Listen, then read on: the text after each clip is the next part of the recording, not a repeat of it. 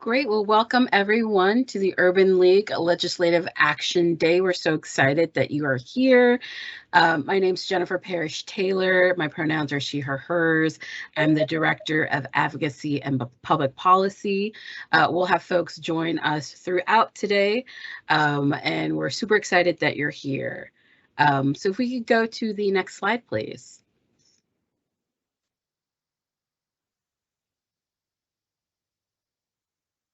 Thank you so much. So if you could put your name, your pronouns, and something you are excited to learn about today in the chat, we greatly appreciate it. We also ask that you remain on mute throughout the presentation. We'll have an opportunity to ask some questions during our question and answer section.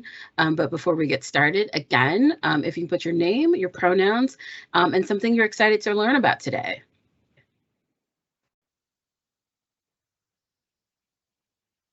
Great. Next slide, please. So for today, our event goals are that hopefully you'll walk away from this event learning something new from the panel discussion that we'll have with Senator Akasha Lawrence Spence and Jeanette Horton of NuProject. You'll have an opportunity to ask questions on Senate Bill 1579 and what it will do for our communities and how you can get involved and take action today. If you'd like to ask a question of our panelists, again, if you could please put it in the chat box and we'll relay those questions to the panelists so that they can respond, and that we ask that you remain muted throughout the presentation so folks can hear. Before we get started, I'd like to start our event with a land acknowledgement, excuse me. Next slide, please. So today I would like to acknowledge the people whose land we are gathered on. Present-day Portland is located on the traditional village sites of the Multnomah, Wasco, Cowlitz, Cathlamet, Clackamas, bands of Chinook, Tualatin, Kalapua, Malawa, and many other tribes who have made their homes along the Columbia and Willamette rivers. Let us also acknowledge the robust Native community made up of tribal diversity that originates from around the country and whose journeys have brought them to Portland by ways of forced displacement or seeking opportunities. I'd like to kick off the event, next slide, with introductions of our panelists. One of which, Senator Akasha Lawrence Spence, will be joining our panel discussion later. Senator Akasha Lawrence Spence represents District 18 in Portland. She currently sits on the Joint Committee on Ways and Means, Subcommittee on Transportation and Economic Development. She is the co-chair, which is fantastic, especially for this bill that we're going to be discussing today. She's also the sits on the Senate Committee on Energy and Environment and the Joint Committee on Information Management and Technology. She served on the Planning and Sustainability Commission in Portland and founded a real estate development firm focused on bringing women of color together for our individual and collective betterments. Next slide, please. We'll also be joined by the fantastic Jeanette Horton, the co-founder at NuProject. NuProject's mission is to build intergenerational wealth via the legal cannabis industry for the communities most targeted by cannabis criminalization, such as Black, Native, and Latinx communities. Next slide. So I want to start with a little background on the Equity Investment Act and what exactly it is. So for over 4 decades of over-policing, discriminatory policies, and the war on drugs have exacerbated wealth disparities for Oregon's Black, Indigenous, and Latinx communities. The Equity Investment Act, so Senate Bill 1579, seeks to address this inequity by allocating $15 million of general fund dollars to Business Oregon to provide grants to culturally responsible, community-based organizations that support entrepreneurship, workforce development, and paths to home and land ownership. And I'd like to, next slide, ask Jeanette to come off camera if she can and give us some context setting around how did we get here? How is the Equity Investment Fund different from other bills that have passed previously? And where are we now legislatively with the bill? And again, thank you so much, Jeanette, for joining us. And if you could walk us through that section. Yeah, for sure. Thank you. Thank you for having me today. It's great to be in front of the Urban League community. So a timeline of how we got here. I appreciated the first slide because that gave everyone the 10,000-foot view of what the Equity Investment Act is about. And we came together as a community really organized in the summer of 2020. And it was a response to, we were seeing, you're all here in Oregon, we were seeing in all over the world, a lot of folks who saw, saw that summer over policing right in front of them. And we're saying we need to do something different. We need to do something better. And one of the ways to go forward in a better way is to say, let's address the wealth stripping and the economic impacts of over policing and other systemic, really racist policies that have resulted in the economic exclusion and the economic stripping of wealth from certain communities. And so we have this big wealth gap, and one way to say, hey, we want something different for Black and Brown communities was to do what really we came together as a work group and did, and put together legislative policy that creates some economic justice. It sets aside a fund that would go to Black and Brown communities, and as the bill reads now, other historically excluded communities who are, have a big wealth gap and who don't have the generational wealth that other communities have. And in fact, their wealth is going in decline while other communities' wealth is growing. So it's a recognition that we need to do something about that. We need to do something now. And summer 2020 is when this was formed, because it really felt like we have the community momentum and we might have the ear of the legislators if we tried to push that bill at that moment. And so a couple of groups emailed the BIPOC caucus, and then Representative Akasha Lawrence Spence put her hand up immediately and said, I want to own this. I want to make this happen. I want to help you all push this forward to the finish line. And that 2 years later, it feels like almost is how we ended up here with a second version of a bill. So we, in 2020 and 2021 session, attempted to pass one version of this bill. And now in this session, we have come back with another version that we will get through. And the difference is our prior version had a lot else going on. We were working on automatic expungement. We were working on some diversity in the cannabis industry. And this bill is just, SB 1579, is just focused on this economic justice fund. It's just focused on creating that fund that invests into communities, and as the slide just said before, invest into paths to home and land ownership, invest into entrepreneurship and small business support, and invest into workforce development to help close that generational wealth gap. So that is a really broad timeline of how we got here. We started with a work group of about 80 people that has grown to well over 100 and includes a coalition of some of kind of the most important names in the community: Urban League and NAACP and ACLU and Unite Oregon, the Coalition of Communities of Color. The list kind of goes on in the best possible way because we need that kind of collective power to get done what we're trying to get done. The Equity Investment Fund is ongoing funding at $50 million, which is a significant amount of money. However, not as much as our communities need. So what we're asking for is actually transformational, and that it's ongoing funding, and that it's significant, and that it's for closing the wealth gap in this really transformational way by allowing it to be ongoing and working in a way that's culturally responsive, so we really reach the communities that need it the most. So I think I answered a timeline of how we got here pretty well.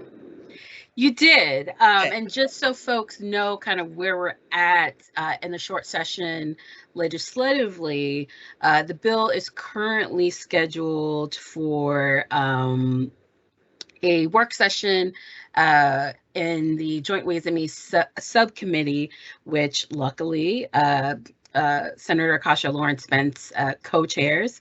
And once it goes out of that subcommittee, it will then go to Ways and Means as a whole to be voted on.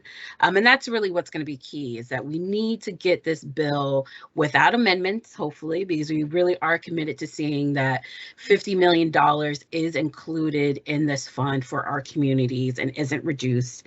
Get it out of Ways and Means and have it then referred to a vote on the floor. And so once it's voted on the floor by the Senate side, and that should read Senate Bill 1579, it'll click over to the House side and go through this process, probably a shortened process because we roughly have a little over a week left in the short session to ensure that this bill is heard and worked on and voted on. And we're really just pushing, as Jeanette said, full steam ahead on this bill and garnering support from the community. So folks on this call later will be talking about how you can take action today to really make your voices heard so that committee knows that this bill is important and that it deserves to have a vote on the floor so that we can move it over and get it passed and get that $50 million to our communities.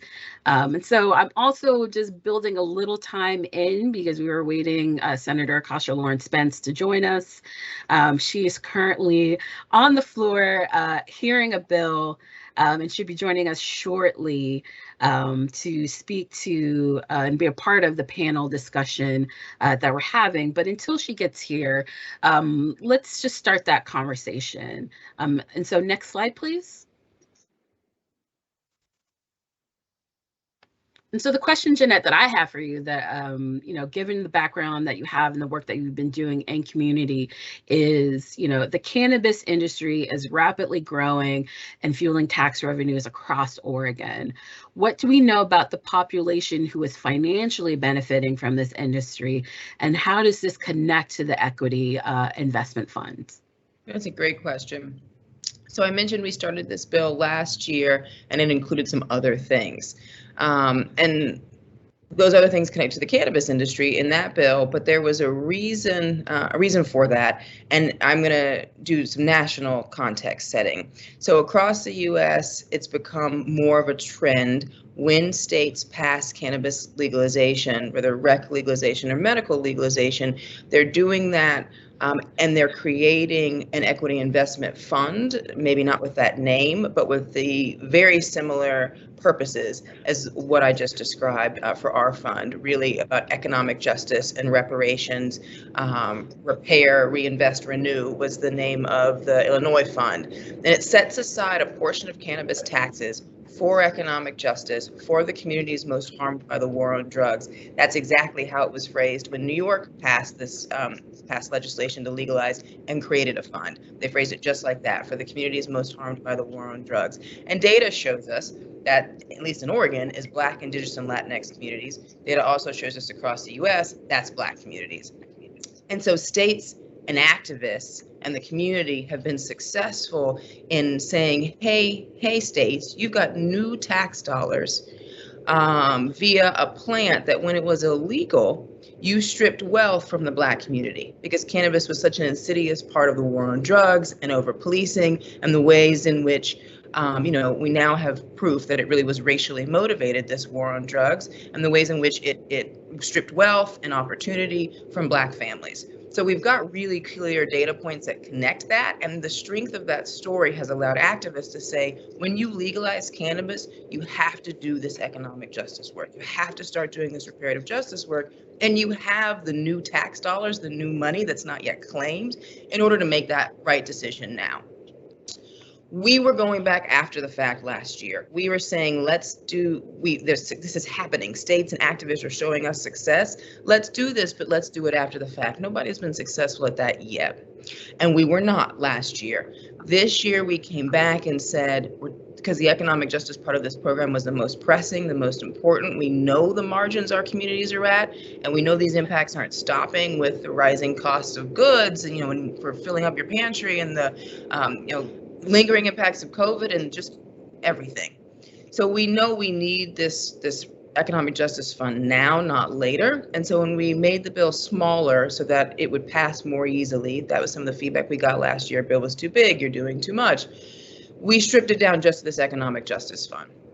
So that's the connection to cannabis taxes. However, this year and cannabis industry, this year we are not asking for these funds from cannabis taxes, even though that tax revenue is growing. I'm just phrase it transparently, people are calling it a dogfight. Lots of people would like cannabis tax money. And we were advised, if you want to get this bill passed, ask for the funds this year from general funds. So that's what we're doing. And the bill is moving in a way that Bill is asking for cannabis taxes or not. So that advice turned out to be accurate, and the money will spend no matter where it's sourced from in our communities. But next year we do have a plan to ask for these funds from cannabis taxes as cannabis taxes continue to grow. Great, thank you so much for that. I mean, I think that's a good segue into the question that I have for you, and both for Senator Acosta-Lawrence Spence when she joins us is, if you were to describe this bill and what it does to folks for our communities, what would you say? How would you describe it? So I think the bottom line would be it's going to get funding into the hands of entrepreneurs who have historically been excluded. It's going to get funding as well as the support that communities who historically don't own homes need to own a home. And it's going to get the workforce development we need at the right times and kind of plugging the gaps necessary to help develop the skills to bring in more income and in a way that truly builds wealth. So those are the things that we'll do at the kind of the final end of the day, and what we want to track to prove that this money is actually going to our communities and actually doing what it's supposed to do, build generational wealth. Business funding, home buying, land buying, that builds generational wealth for families. So at the end of the day, what this bill does is changes a family. Anyway, I could go on a story about Habitat for Humanity, which is one of our partners, but I have a couple of people in my life who got Habitat for Humanity homes. That changes a family. So those are the kind of partners and coalition we have, because that's ultimately how the money would flow, is to organizations that put people into homes, home ownership, when that wasn't possible before. The other thing this bill does that makes it different, and this gets a little technical, but bear with me, is because it's intended to be ongoing funding, and because it's intended to be significant in terms of the number, 50 million, that community-based, and because it's going to culturally responsive, community-based organizations. So community-based organizations that can show us they are serving these historically excluded communities. It creates capacity in serving historically excluded communities we haven't been able to create before. So these one-time programs don't build capacity for community-based orgs to really do their work and to expand their work and to reach more people, but ongoing funding does. So it seems like a small thing, but it hasn't been done, and it's significant for us to grow the capacity of organizations like Urban League, who do the best job of serving the Black community. Same would go for some rural organizations like Neighbor Impact, who are in our coalition. They've been historically underfunded, and this would give them the opportunity to really grow their work. I think it's such a great point. I think one of our questions is, how does this fund center LGBTQIA plus folks with disability and folks with a rural identity in the state? And that I think oftentimes our legislature thinks that a fund such as this would just be focused on our metro areas. And this really isn't that. I mean, to your point, this is an opportunity for community-based organizations that exist throughout our state to be able to access this funding to do the work that you just laid out in their community, and not only do the work, but do have the money to do the capacity building that actually gets to the systemic issues that we see in our society that require a long time solution, and not these kind of one-off, here's a pot of money, do something for just now,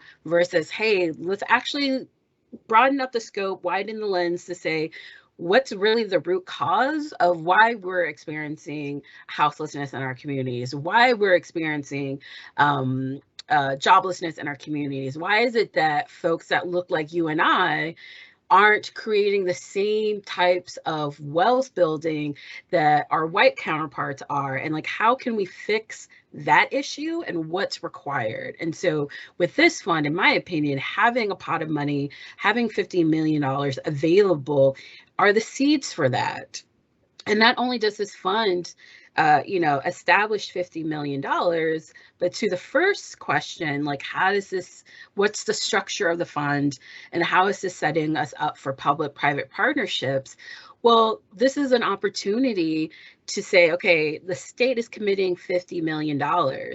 We're going to allocate this money out to, let's say, 20 different community-based organizations who can then sub-grant to smaller organizations who just need, a start to start the work. They just need that kind of seed money to get that going. But then we can go to like our private partners in the community to say, look, we're giving this organization $20,000. We want you to match it so that they can, double the impact of their work.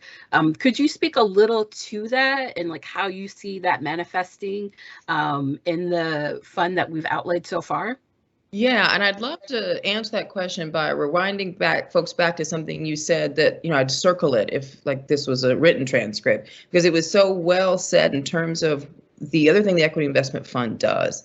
By creating a fund that's focused on generational wealth building for economically excluded communities, for the first time, we are thinking about how we solve that problem in a sustainable way. And then having the resources, because actually we think about that a lot, but then we never put resources behind it. We create a commission and we study it, but it doesn't have the power of resources to actually do anything. So that is the first thing I think about this fund or another thing about this fund that's important and really critical. And then that sets us up for public-private partnerships, because a lot of private foundations and organizations are also thinking about this. How do we solve generational wealth gaps? How do we solve the wealth equity gap? And what does that look like?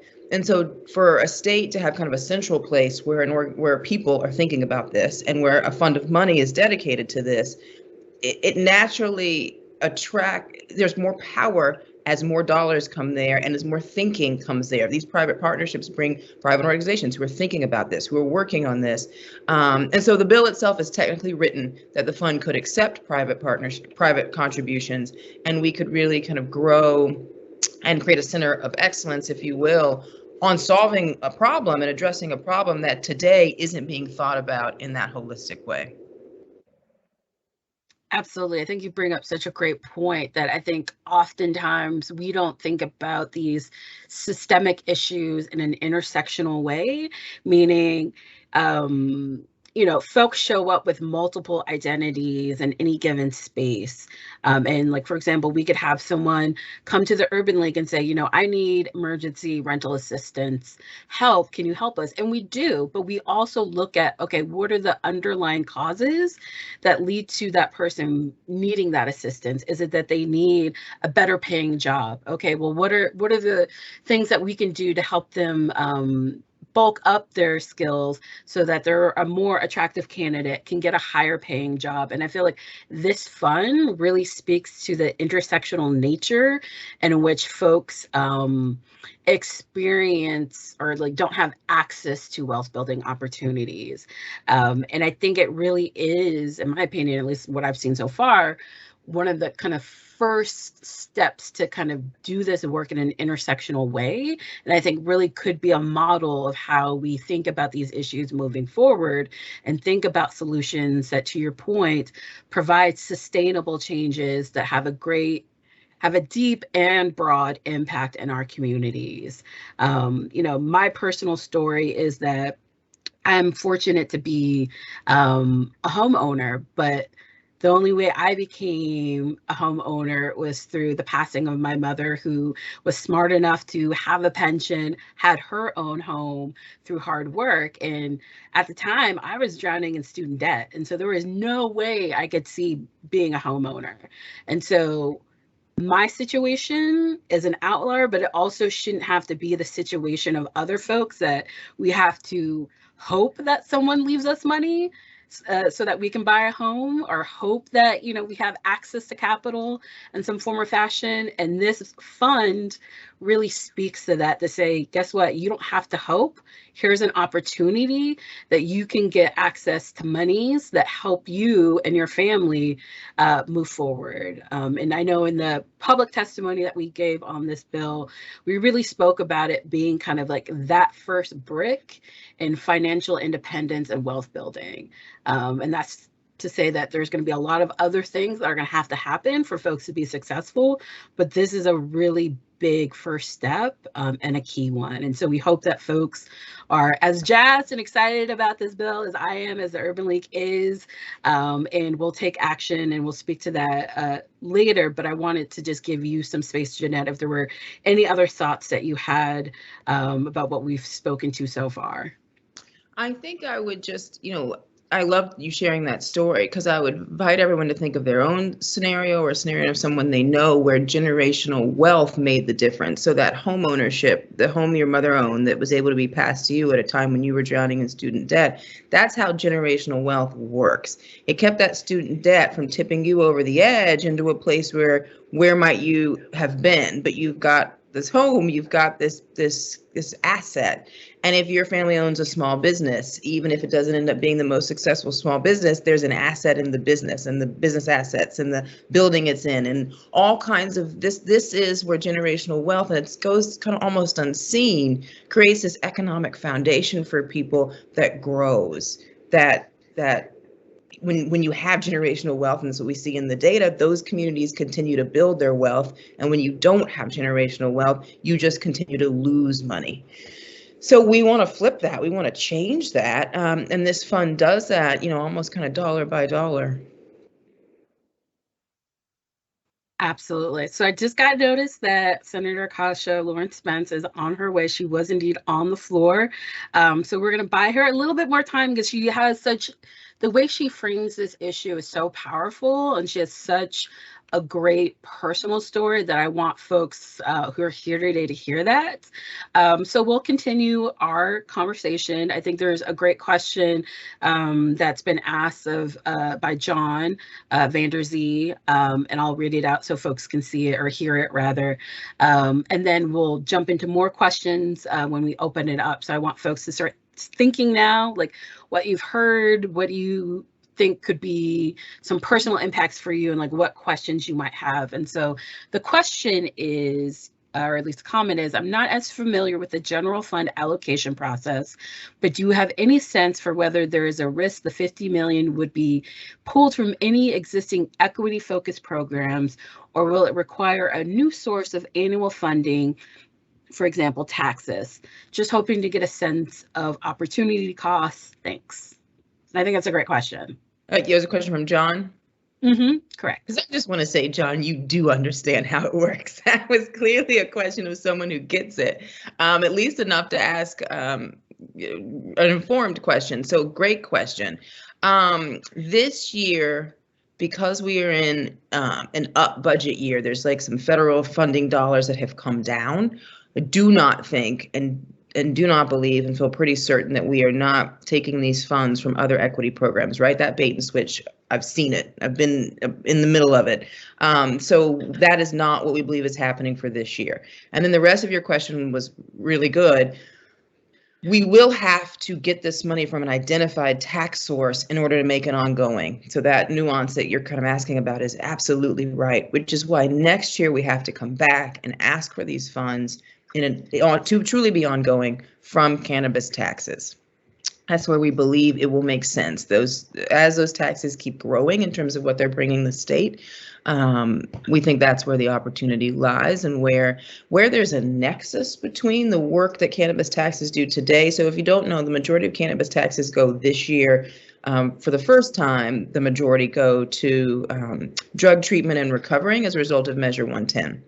And so Measure 110 legalized or kind of decriminalize, I think is actually the right word, all drugs in Oregon. And then, in addition, said that all cannabis taxes would go to drug treatment and recovery. Those taxes have outpaced in terms of their growth what anyone expected. So we've got what some people call a glut of cannabis taxes, and a large portion of that will continue to go to drug treatment and recovery. We think another portion of that, in a way that aligns really well, would go to this economic justice, wealth equity gap closing work, because it creates the stability and the opportunity that I think is the kind of solutions you need, so that you're spending less money on treatment. So you're doing what some people have called this upstream work to develop opportunity for people and to give them the stability they need, where you're not downstream treating for addiction. And what I would add to that is that, I think one narrative that I've witnessed coming out of this work is not by us, obviously, but I think some legislators and some folks who might be in opposition to this piece of policy passing, is that there's just not enough money. Like we can't do big things in a short session. We have to come back to it. And I would respectfully push back and say, well, one, Oregon has faced a revenue forecast of a lot of money that we were not anticipating being available. Not only do we have that, but we also have leftover federal dollars from all the assistance that we've got related to COVID. So we actually, now is the time to do this work. We have the opportunity to really leverage the money that we have in the bank, leverage the surplus, leverage the federal dollars that currently exist to set up a fund that would provide sustainable, long-term, deep impact for our community. So if you're in conversation with friends and family, if you're hearing or reading articles where there's a narrative like, oh, we need to wait on doing big change, we need to wait and really think about this and do this at another time. The time is now, and we have to do it now, and we have to utilize the resources that we have available. And honestly, anyone who says different is afraid of change, is afraid of centering communities that are most impacted, and doesn't recognize that this pandemic has really rolled back the veil, I think, for a lot of folks, probably not folks on this call, but a lot of folks seeing the disparities in our society, and so many fronts, on so many fronts rather, and that we have an opportunity and that the money exists. Like this pandemic has shown me that the money is there if we truly just want to fund our values and do the right thing. So yeah, I would just push back on anyone that says anything different. So yes, fantastic. Senator Lawrence Spence has arrived. Awesome. Welcome, Senator. Hopefully you can hear us. We were just having a great discussion around this fund, Senate Bill 1579, but also wanted to just give you the space, one, to introduce yourself. And really, I've said that you have such a powerful story and you frame this issue so well, and just really wanted to give you the space to do that, but also to thank you for all the hard work that you're doing in the Capitol and taking the time out to join us during this very hectic short session. Yeah, thank you so much, Jennifer. I want to let you all know I'm not being held hostage. I am in Senate on the Senate floor. We have these phone booths. It has like actual landlines. If any of you still know what this is. So I'm on the floor, so I have to have my mask on, have to be just, following the protocol. But happy that I was able to step away and be with you all. So my name is Akasha Lauren Spence. I'm the state senator for District 18. I represent Northwest and Southwest Portland and the city of Tigard. And this work that I'm sure Jeanette and Jennifer have been talking to you all about is so near and dear to my heart. It's what I work on in my private life as well. I always say that there are three main ways to build wealth in America. The first is inheritance, which many of us do not have access to. The second is small business entrepreneurship. And the third is real property ownership. So that means home and land ownership. And so when we think about the ways in which our communities have been historically marginalized from wealth creation and intergenerational wealth creation, and the ways in which cannabis criminalization, the war on drugs, civil asset forfeiture, redlining, there's so many things that have robbed our communities of being able to attain and grow wealth. This is, to me, reparative justice. This is economic justice.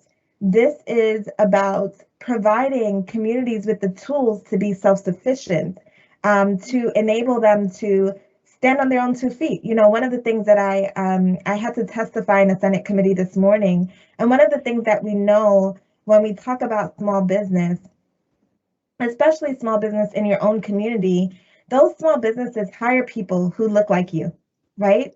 They also are one of the biggest philanthropic drivers in your community. They're giving back. They have also proven to be the main source of economic growth in your own community. It's not the big Amazons and the et cetera. Those companies extract from our communities. These companies are rooted in, grow, and invest in our communities. And so, I thought I heard the vote. Okay, sorry. These companies invest in our communities and, give us an opportunity to invest in ourselves, right? And so for me, this bill is about changing our narrative. It's about changing the story of people who look like us, people who are differently abled, disabled, people who are in our rural communities, who have also been divested from historically. And so that is why, this bill is so incredibly important. It provides for small business entrepreneurship grants to culturally responsive CBOs who do this work. It provides for home and land ownership. It provides for upskilling our workforces, because everybody is not a small business owner, but we all will have a job at some point in our lives, and we need to be able to compete in the ever-changing workforce. So doing that as well. And so I think that's enough of an overview. I'm sure you heard that, and I'm prepared for any questions. Yeah, I think what would be helpful to hear from you is just digging a little bit deeper in terms of, I talked a little bit about the structure of the fund and public-private partnerships, but really digging a little deeper as it relates to how this fund centers LGBTQIA. I'm just looking at the camera. Looks like she might have to go take a vote. We'll give her a minute and have her wait for her to come back. And this is just, how short session works, is that we have our legislators at the Capitol working hard on our behalf to make sure that these bills are successful, and doing all the up close and personal conversations that we can't do because the Capitol is closed. But as I was saying, no, you're fine. You're perfectly fine. I got you covered. What's that? Yeah, yes, I did. Thank you, Glenda. No worries.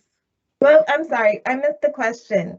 I was just getting to it. I was just asking if you could dig a little deeper into how this fund centers LGBTQIA folks with disability and role identities, as I think there's an assumption that this fund would just be impacting those folks living in the urban areas, and that's just not the case with this fund. Yeah, part of this is that one of the things that we know intimately is that there's always intersectionality, right?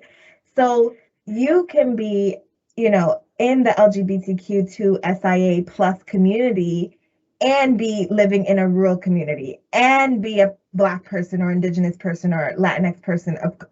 They're all these identities are not singular. Like, we all have intersecting and overlapping identities. And so for me, again, it's about prioritizing, especially when we think about our folks in our transgender community. Black transgender folks are experiencing wage discrimination, work discrimination trying to buy a home or start a business. And so for me, it's about really thinking, having the foundation be, okay, this is about equity, but how else does equity show up and how else do we need it to show up? And again, it's about empowering those who have been marginalized, who still face systemic barriers to gaining wealth, to gaining the income to gain wealth, to even finding affinity in the CBOs or the groups that would otherwise be servicing your community. So without our culturally responsive CBOs, the place that you typically go to for a business loan, a small business loan, is a bank. And what we already know is that white small business owners receive 60% of the small business loans they apply for, versus 45% for Latinx and 29% for Black. Those rates decrease even further when you are disabled, when you are part of the LGBTQIA plus community. And so this is about our process in granting these funds to culturally responsive CBOs is to overcome those barriers, right? To have folks who are employed and working in those CBOs who look like you, who represent your community, who understand those barriers, and are able to then grant you the money because you deserve it, you're worthy of it, without the bias, without the prejudice of the traditional banking institutions or even the SBA. Absolutely. So I think in closing, I'd love just to hear from both you and Jeanette if there are any last words, or if there's something, if nothing else, and all that we've said about Senate Bill 1579, if there's something you'd want folks who are watching and listening to take away. And let's start with Jeanette. You're on mute, Jeanette. Sure I am. Okay, so thank you. I would love for you all to take away that we have some immediate action in front of us in terms of making sure that the Ways and Means Committee, which, as Jennifer described, is where the bill currently sits in terms of its progress, understands that we want to move this bill forward fully funded. That's our current campaign, fully funded $50 million. The funding needs to be significant to be transformational, and hopefully you all understand how important it is what we're doing, how it is transformational, and why it needs to be a significant amount of money to do this type of work. So we would love for you all to take an action and email. We have a really easy way for you to email. I think Urbanly created an action alert. So if you all have that, please email your legislator, go to the website for the OregonEquityAct.com. You can email your legislator there. We need to get emails out in volume, so it doesn't matter as much what it says. We're just trying to fill some inboxes. So we've got an email written for you. You don't have to worry about writer's block. You can just hit send. Yeah. Thank you so much for that. For me, I think it would just be that this fund is really about ensuring that Oregonians are able to take care of themselves for the future. It's about investing in our present right now so that we have a more resilient future. A lot of the work that we do over and over again in the legislature is reactive. It is one time, like even the Oregon Cares Fund, it was a one-time payment, and what our communities really need, from urban to rural to just the cross section of folks that really need this help, is we need long-term solutions that help us build, so that we don't have to genuflect and come here all the time asking for crumbs, because that's what $50 million is, to be honest. We need way more than that, right? Our communities need way more than that. And so for me, it's about understanding that this it might not be as attractive as a payment coming into your hand right now, but what it is setting your community up for long-term success and resiliency. It is insulating us from economic shocks like the one that happened in 2008 and the one that happened again with COVID.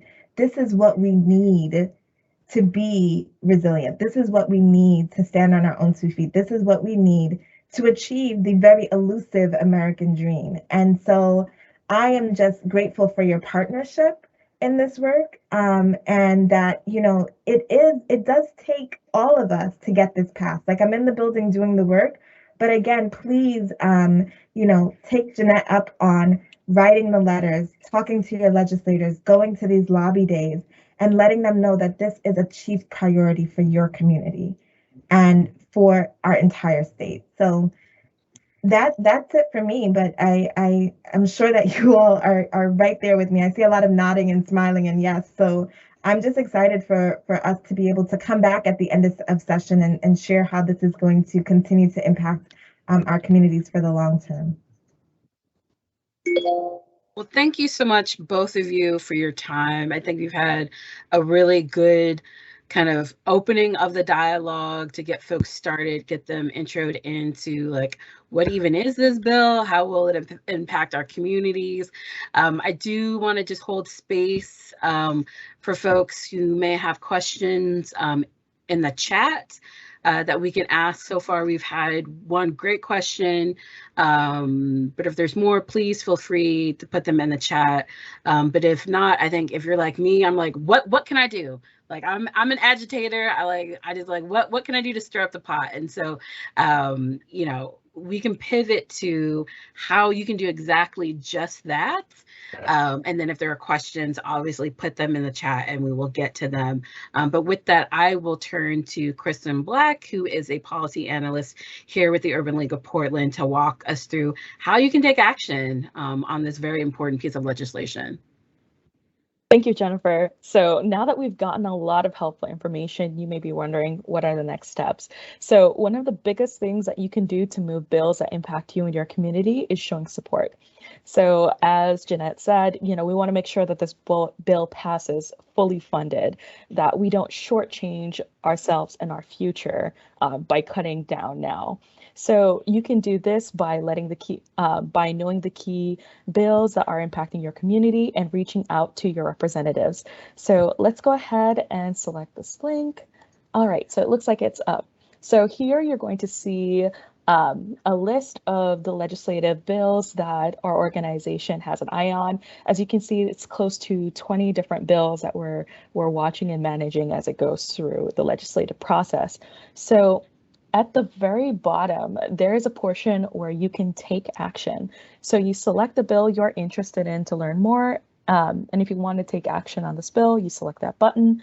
Once selected, you will enter the information to find your legislator. So essentially what I'll ask you to do is enter your address, because each representative represents a particular area, a particular district. So you would enter your address, enter that information, and it reroutes you to this page where you will enter the information that you will need to send off the letter. So stereotypical stuff like your name, your full name, and so forth. So you will complete that, and at the bottom there is this letter format. Oh, it shows you your particular representatives, of course. So if we scroll down a little bit further, this is a template that we have created for folks to write to their representatives. So all you would have to do is you can either, like Jeanette said, just send this off, or you can put in your specific story. So one of the things that, you know, we were talking about in the chat is turning dreams into hopes for the future. So, you know, what would having your own home be like for you, for your family? Would you be a first-generation homeowner? You know, what would it be like if you're able to start a small business? You can talk about the ways in which the war on drugs has impacted you personally and how it has impacted your neighbors, your community. This is a portion where you can tell your narrative. Now, once you complete that section, you've edited it, it looks good, you're ready to go, you can just hit send. And that's it. So remember, it doesn't have to be perfect. It just has to be you. This is an opportunity for your representatives, for them to hear your stories. Thank you very much. Please be on the lookout for future events. And if no one else has any questions, back to you, Jennifer. Thank you so much, Crystalline. One thing I will point out on that action for folks who might be email averse, you can actually also print out the letter that you've written under print and mail, and it will print for you. You can send it to your representative and to your senator, and they'll get it that way as well. And thank you so much, Crystalline, for walking us through that. I just want to give some space in the time that we have, if there are any questions that folks have, to put it in the chat. And we'll also be giving information on how you can contact us. If you're like, oh man, I forgot to ask this question, it just came to me, you can follow up with us directly, and we'll have that information. But with that, I'd love to hand it off to our amazing and talented and great Vice President of the Urban League, Julia Delgado. Hi, everybody. I just wanted to thank everybody for coming out today, especially thank our advocacy team, Jennifer, who led this beautifully, and of course, Stephanie, Crystalline, and Ronnie for really putting this all together on a really important piece of legislation. I would be remiss. I have to thank Jeanette from NuProject. Thank you so much for all of this incredible in-depth information. I feel like we all really learned a lot. And of course, Senator Akasha Lawrence Spence for taking time from the floor to be here for us. It really, really means a lot. I would just close by saying that the racial wealth divide, it didn't happen by accident. It happened intentionally through racist policies that lasted for hundreds of years. We cannot repair that damage through colorblind legislation. We have to make intentional, focused, direct investments in the communities that we've harmed. This piece of legislation is a tremendous opportunity to repair that wrong. You know, the racial wealth divide is so vast that if white folks stopped growing new wealth, it would take 200 years for people of color to catch up.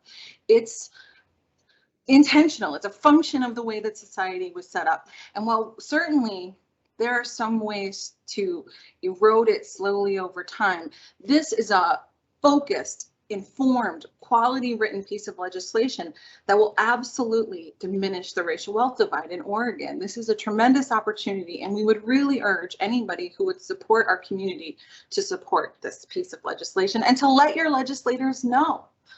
The last piece I'll say is that when we do our lobby day in person, we do a big, rousing, inspirational discussion about how, you know, the State House, that's your State House.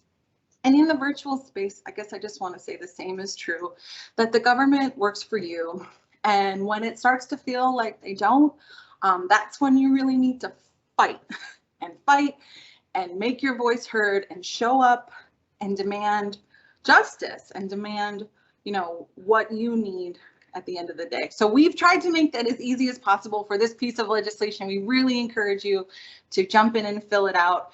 And if you want to get in touch with us, we need you. We want you to be in touch with us. So you can reach us on our website, ulpdx.org. There you can sign up for emails and action alerts. You can follow us on all the things. We're at ULPDX everywhere, including, so I think YouTube, it's Urban League of Portland, but you'll find us. We're there. And this, I think, will be up on our YouTube channel. So if you're tuning in late, you already found it. And that's everything. Again, thank you all so much, especially again, Jeanette from NuLeaf and Senator Lawrence Spence. We really, really appreciate you coming to be here with us today. Thank you for sharing this. Thank you Thank for supporting. you all. And we'll send out an email to everyone who registered for the event with this recording so you can review it. It'll have the link to do the action alert as well as the email for our department. So, John, if you're having issues, as it looks like you are, we'll be able to troubleshoot that and make sure that you get your email into your representative so they know how important this piece of legislation is to you. Again, thank you all so much for joining us, and we will be in touch. Thank you. Have a great day, everyone.